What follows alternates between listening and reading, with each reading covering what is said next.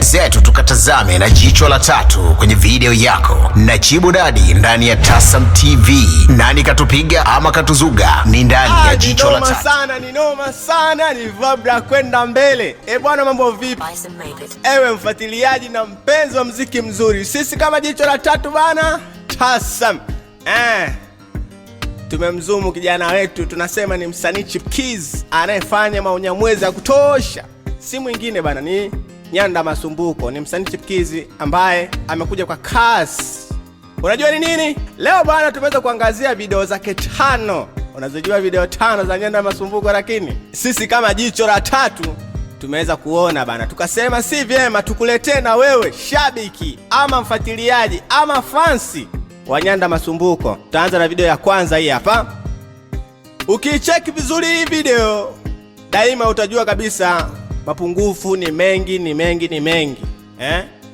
Kwa maana tunaanzia kuanzia kwenye maandalizi ya shooting.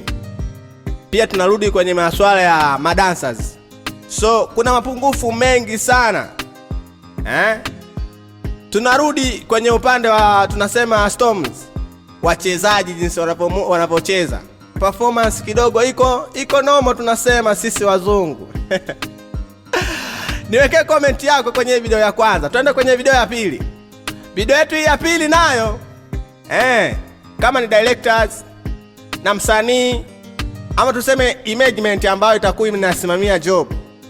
Kuna wakati unapowekewa kazi mezani, tunakaa chini basi tunazungumza kwamba video yetu itakaa na mazingira hivi na hivi, tunakubaliana.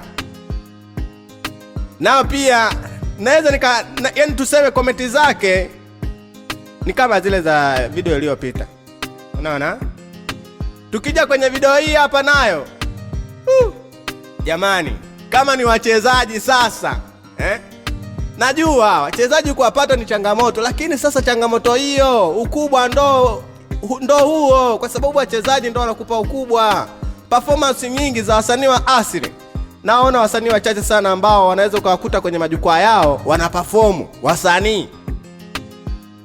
Maki asilimia nyingi ya wasanii wa asili wanao perform ni wachezaji, sio wasanii.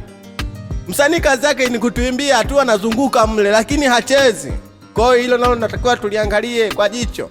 Kwa maana sisi kama jicho ndio maana tumekuzoom tukasema tukuletee ujumbe kama huu bana upate kujifunza. So nina mengi sana, ningetamani sana kuendelea kuzoom na kuzungumzia hizo video zake, lakini kufikia hapa niseme inatosha. Ni wako Mr. President Chibu na hii ni Tasam TV.